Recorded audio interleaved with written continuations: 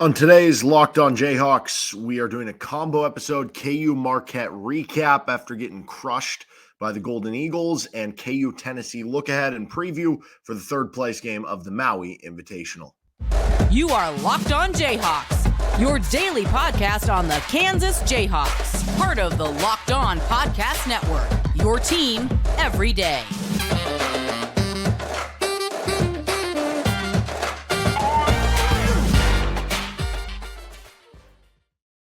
Just couldn't end the streak. They finished third place at the ESPN Events Invitational a couple years ago. They lost in the championship game of the Battle for Atlantis last year. They could not end the 2-year ride of being without a non-conference preseason tournament, whatever you want to call it, championship. That will continue on for 3 straight years, unfortunately. Kansas losing to Marquette. It was an ugly loss for KU. We're going to break it down on today's episode and preview the KU Tennessee game at the end of this episode, so making sure you're tuning in for the entire thing. I'm Derek Johnson. You can hear me as well Monday through Friday at Rock Chalk Sports Talk, 3 to 6 on KLWN in Lawrence. Thanks for making Locked On Jayhawks your first listen every day. Free and available anywhere you get your podcast, and you can also find us on our YouTube page. We are brought to you today by Prize Picks. Go to prizepicks.com/LockedOnCollege and use code LockedOnCollege for a first deposit match up to $100. Daily fantasy sports made easy with Prize Picks. So we're talking KU Marquette to open things up. We're going to get to our goats of the game, and then we're going to finish up with our KU Tennessee preview. You know, this was always a bad matchup for KU. I said it leading up to the show. Stylistically, this was a bad matchup for KU. On top of that, you have a very experienced Marquette team that brought like everyone back except for one of their key players from a year ago. So everybody knows their roles, their experience, whereas Kansas is still figuring out who's going to be the fifth starter. They're still figuring out who's going to be the first 2 or 3 guys off the bench. Who's going to do this? Who's going to do that? What am I going to be good at? What am I going to be good at? How are we going to fit together? How are we going to play together? You're figuring that out. They're a good matchup for you because they can space you out and shoot threes, and that's a bit of an issue we might have for the defense. You have a freak of nature at center who can, cause all sorts of issues at kind of both ends of the floor against what you're going with. And when you look at KU's usual big advantages, it's by having DeJuan Harris, it's by having Hunter Dickinson, and having Kevin McCullar. Well, Kevin was great in this game, but your normal advantage of having Hunter Dickinson against another center kind of eliminated by Iguodala in this game. Your normal advantage of having DeJuan Harris against another point guard eliminated because Tyler Kolek is probably the best point guard in the country for Marquette. And so bad stylistic matchup against a really good team. Like Marquette is one of the best teams in the country. And then on top of all of that, you played bad. I mean, that's just part of the game. Like you played bad and they played good. Like there were times where it felt like they had 6 or 7 guys on the court. Tip of the cap to Marquette, pressuring KU. They were just tipping like every pass. It felt like they had 40 passes. It felt like there was no clean passes. It felt like every time somebody caught a ball that they were getting doubled. And then even when they were being doubled, they would throw the ball to the next guy and then they would just be doubled. It was crazy. Made them feel uncomfortable. You helped lead to bad play. Like what Marquette did led to a lot of what KU did bad. And, I'll say this now, like DeJuan Harris, excellent point guard, but Tyler Kolek, I think, had the better advantage of him in the matchup and is the best point guard in the country in my eyes, especially after watching that game. And I don't know if it's a physicality thing or what, just not KU's day, whatever it was. The lack of defensive rebounding against a bad offensive rebounding team, like the turnovers, it was frustrating, but you can understand why that can happen that early in the season to an experienced team who plays that hard on the defensive end. 18 turnovers, way too many unforced, right? But you can see how that would happen this early in the season. The offensive rebounding, like where they had 12 of them and they got a bunch in the first half and a bunch of meaningful ones, against a team who was ranking in like mid 200, I think 255 coming into the game in offensive rebounding rate, and you let that be a problem for you in this game, that's not good. It just felt like a lack of hustle or energy or effort for you in this game. Crazy part is Marquette shot 45% from the floor. Kansas shot 41. That's not that big of a difference. Kansas actually shot 35% from 3. They were 6 of 17. Marquette shot 6 of 25. That was 24%. If you said both of those things happened, you'd be like, okay, KU was in the game. If they didn't win the game, you would think it was close, not a 14-point loss, 73-59. The problem was that you missed a billion free throws to open up when you had some chances there. You got killed in points off turnovers, 20-9. Those extra 6 turnovers, the extra offensive rebounds that you gave up allowed Marquette to have 10 more field goal attempts, 8 more three-point attempts, and that's where they won the game. It was just by kind of pure volume. They beat you 46-26 in points in the paint, 27-15 and bench points. Like there's so many things you could go across here of what went wrong for KU. So, those things happened, and it was unfortunate that kind of led to this loss. And, no, we are no closer to fulfilling a better bench or figuring out who the fifth guy is or figuring out who the best guys off the bench are and who's going to contribute for this team. We are no closer to that because, it was, again, kind of a struggle for some of these guys competing for those spots. Like El Marco had 0 points in 21 minutes. Furphy had a couple good flashes, but they were attacking him over and over on the defensive end of the court. McDowell hits the 1-3, but ends up 1 for 5. Like Nick Timberlake goes 1 for 5, misses 2 free throws, misses a dunk, misses a breakaway layup in the second half, misses a wide open quarter. Like it's just not happening right now for the KU bench. Can they get it figured out? Obviously. And again, like one team, Marquette, is bringing back like everyone. They know their roles. They've played together. Experience matters in college basketball, especially this early in the season. So when you add all that stuff in, it makes sense. But now you have to regroup and play a rugged, rough Tennessee team who whooped you in the battle for Atlantis last year on a quick turnaround. Otherwise, you're sitting at 4-2 with UConn coming in on Friday, who, by the way, UConn has won it's like 20-something straight, 22 straight against non-con teams by 10-plus points. So they're not just winning, they're blowing them out. But before we get too far in any of that, I do want to say, I think KU will be just fine. Now, saying just fine can be relative. Like, what do I mean by just fine? Do I mean just fine in that they're still going to be one of the best teams in the country, that they still could be the best team in the country? I don't know if that's what I mean when I'm fine, because there is a part of me that sits there and goes, Kansas has 4 really good college players, but all of which have some sort of flaw, right? Like Hunter Dickinson, it's the, maybe athleticism or defending in space. With DeJuan Harris, it's the, maybe scoring ability or playing against physicality. Maybe that's been a challenge. With Kevin McCullar, it's been the 3-point shooting, although, we've seen times where that's been better in some of these games. But I guess maybe even I saw some NBA people talking about the decision-making or the turnover issues there. So I don't know, maybe that would be the thing. With KJ Adams, it's the lack of shooting, right? All really good players. All of those players are and can contribute to winning. And this team doing a lot of things and winning all sorts of championships. Like you can still win. We saw Kansas get blown out to Kentucky and win a national championship. So I'm never going to preclude anything like that happening. But there is a part of me that looks at that and goes, okay, you have 4 really good college players. They all have their flaws though. And then what else do you have? Maybe you'll have more by the end of the season, and you have a lot of young guys that should get better. But what scares me is typically when we've seen the stories of KU players or KU teams that have gotten better from, November to March or whatever it is. A lot of times it's just, okay, they changed something up schematically, or they made a lineup change. Like Landon Lucas is now in the starting lineup as a junior center. Or it's one of their veteran players, older players, who starts playing better. Like you think of Malik Newman going off in March, right? Like you think of Remy Martin, who's a veteran college basketball player, going off in March for Kansas. The problem is that you are banking on your bench being all freshmen. And on one hand, that gives you a high ceiling to be like, okay, well, they should improve as the season goes on if they're freshmen. But that's been the problem. Who's the last Bill Self freshman who completely went from, point A to point B, first half freshman season to the second half freshman season? Usually we don't see that jump till maybe future years. Like Kelly Oubre certainly is the last one that comes to mind for me. But like, think about last year. MJ Rice, that never materialized. The freshman centers who were always rotating in, and the idea was, okay, by March, like one of these guys could get going. That never materialized. So that is a little bit scary because the makeup of this bench with Johnny Furphy, with Jamari McDowell, and when I say bench, I more so just mean the 5th starter plus the bench. So Elmarco Jackson in there too is a lot of freshmen. And that is a little bit scary that you're not getting much there right now. Could it get better? Are all these players talented and will be good players at some point in time? Yeah, absolutely. I think so. But will it happen this year? Will it happen in a month? Will it happen in 2? That's the challenge that you're kind of facing on here. So I think Kansas will be fine relatively. But again, does fine mean, getting a 3 seed in the NCAA tournament and losing in the Sweet 16? Because for Kansas fans, the expectations are Final Four, right? The expectations are national championship. The expectations are this and that. Or is fine mean that, in 2 months from now, if you replayed this game, it would be completely different. Kansas would have a better handle of how to deal with pressure and would know what everybody wants, and some of the players are coming wrong.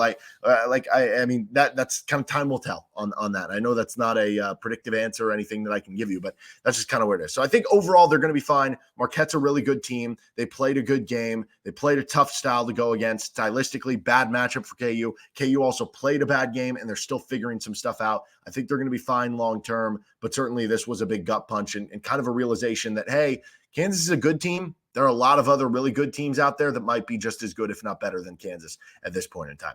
All right, we're going to continue on with our GOATs of the game, good and bad. First, this episode of the show is brought to you by Prize Picks. Prize Picks is the most fun you can have, winning up to 25 times your money this football or basketball season. You just select 2 up to 6 or players on more or less on their projected stats, and you place your entry.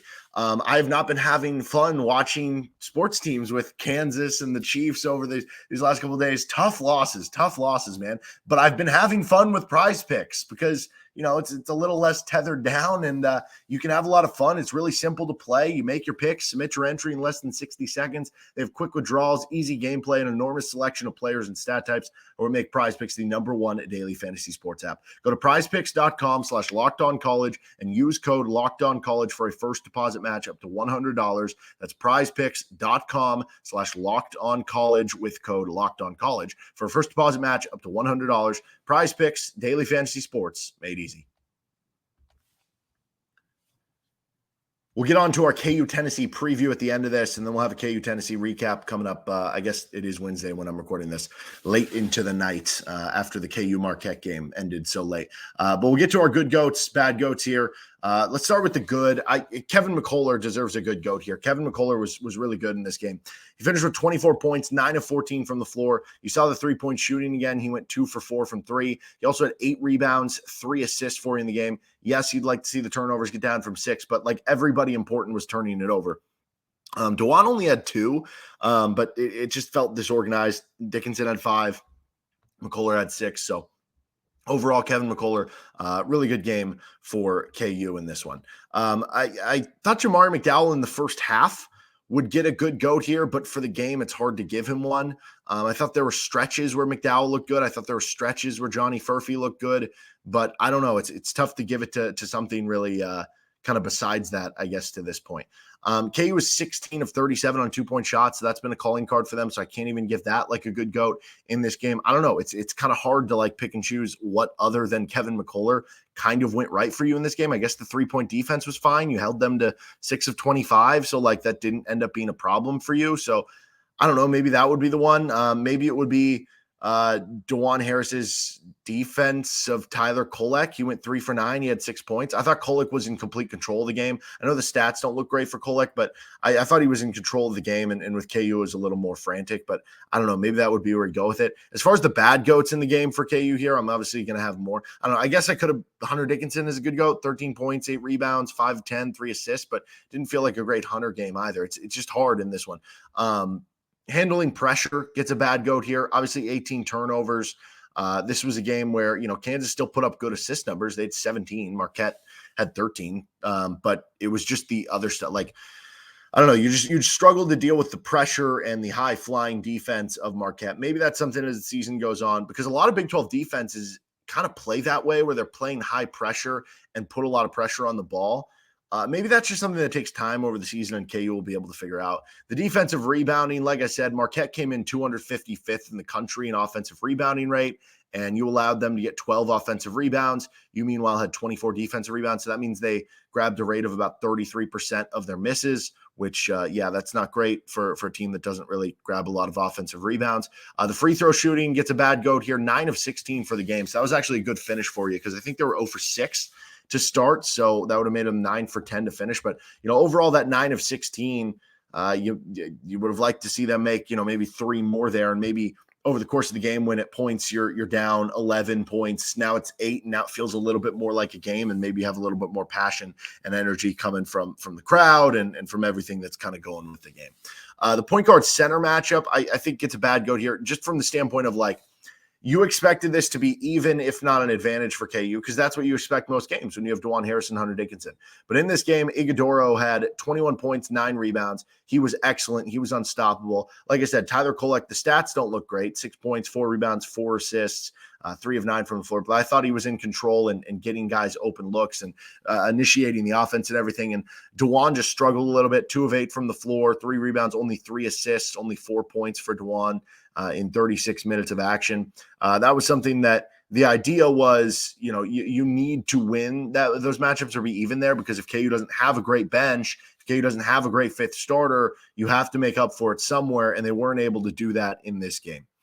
Nick Timberlake gets a bad goat here, 5 points, 1 of 5 from the floor. He did hit a 3 late in the second half, but that sequence where it went, I guess technically missed dunk. He did get fouled, but then misses both free throws, then misses the corner 3. He gets beat on the drive to the rim and gives up the layup. Like, it's really tough. And KU is really reliant on somebody being able to be a reliable 3-point shooter. The idea was, Nick Timberlake would help with that. He would help with the spacing. He would help be a veteran player, a calming presence, an experienced guy on the court. And right now that's just not coming together. I just kind of feel bad with how it started, to be completely honest. But you need to find more from the bench overall. I mean, that would probably get a bad goat here too. The bench continues to not provide you much. Like, you look at the bench scoring in this game, you're outscored 27-15. So you lose that by 12, you lose the game by 14, right? So not a lot went right for KU in this game. Now, again, I still think DeJuan Harris is an excellent point guard. I still think Hunter Dickinson is an All-American caliber big man. I still think Kevin McCullar is an All-Big 12 and NBA draft pick wing. I still love KJ Adams, and he didn't have a great game today, but he's dealing with some emotional stuff, so you can understand that. I still think the KU bench has a ton of talent. We'll see if they actualize it this year and they realize it this year. There are a lot of things still going for KU. But this was, like I said earlier, this was kind of a gut punch. All right, KU's playing Tennessee now in the third place game. We're moving on. Let's get to our preview of Kansas versus Tennessee with this episode of Locked On Jayhawks. First, we are brought to you by LinkedIn Jobs. These days, every new potential hire can feel like a high-stakes wager for your small business. You want to be 100% certain that you have access to the best qualified candidates available, which is why you have to check out LinkedIn Jobs. LinkedIn Jobs helps you find the right people for your team faster and for free. So go to LinkedIn Jobs, add your job in the purple hashtag hiring frame to your LinkedIn profile so you can spread the word that you're hiring. They have simple tools like screening questions that make it easy to focus on the candidates with just the right skills and experience so you can quickly prioritize who you'd like to interview and hire. Small businesses rate LinkedIn Jobs number 1 in delivering quality hires versus leading competitors. LinkedIn Jobs helps you find the qualified candidates you want to talk to faster. Post your job for free at linkedin.com/lockedoncollege. That's linkedin.com/lockedoncollege. Post your job for free. Terms and conditions apply. All right, finishing things up with our KU Tennessee preview. It'll be the third place game of the Maui Invitational. As far as some of the storylines in this one, I guess it is a rematch of last year's battle for Atlantis championship, which you do have a decent amount of players back for both teams, and obviously some newcomers and some players that are no longer there. But KU got kind of punked in that game physically. So we'll see how this one goes, because KU coming off the Marquette game, that's going to be kind of a challenge. Can you deal with physicality and what they bring? And, this is a chance to finish 2-1 against a tough field. There's no shame in going 2-1 in this version of the Maui Invitational. The thing is, if Kansas loses this game, people are going to be like, okay, well, what is this team? Because the thing is, it'd be one thing if like obviously Purdue, this can't happen anymore. But if Purdue would have finished 1-2, if Purdue would have lost to Tennessee and then lost the third place game, they could walk away from it being like, okay, well, we lost to Tennessee and then we lost to Kansas, and we beat a top 15 Gonzaga team. Like, we still come away with something, right? For Kansas, because their first game was Chaminade, if you walk away from this thing 1-2 and you lose this game and your only win is a D2 school, right? It feels like there's a little bit of, I don't know, you didn't really gain much out of this.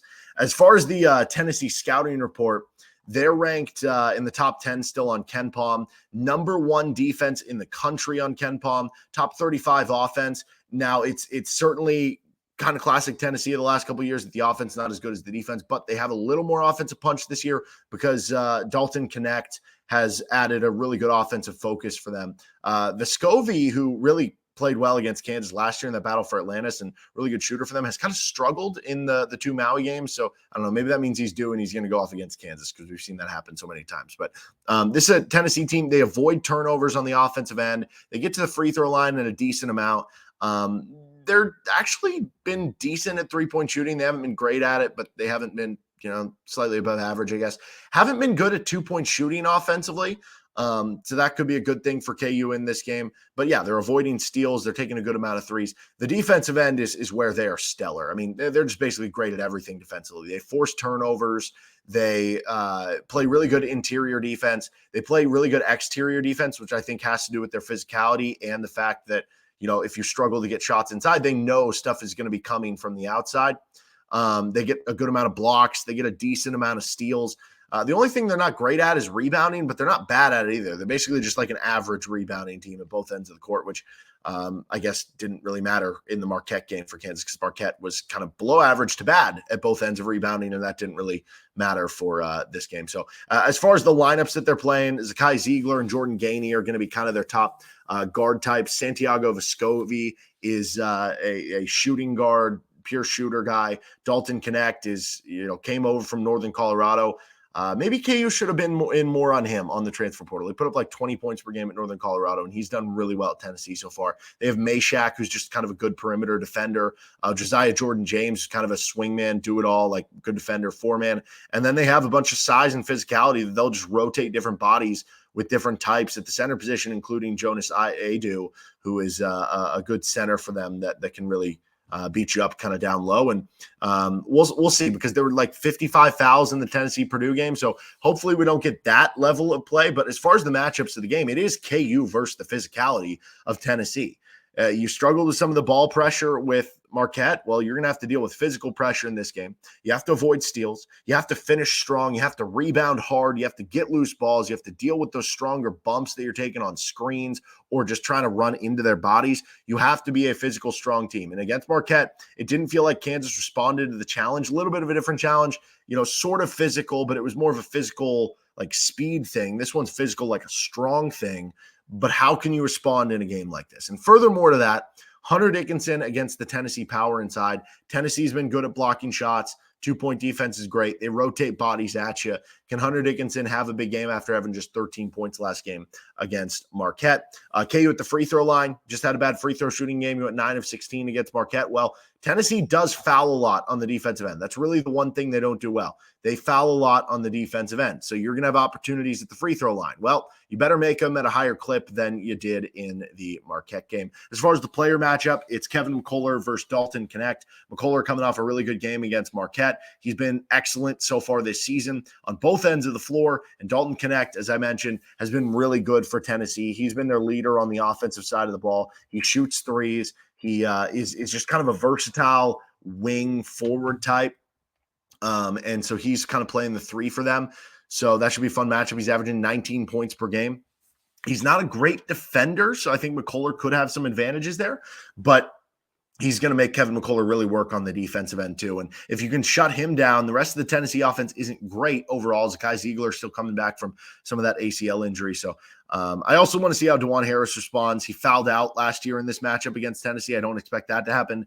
And coming off that Marquette game. So we'll see what happens in this one with KU Tennessee, which it is a 1:30 game.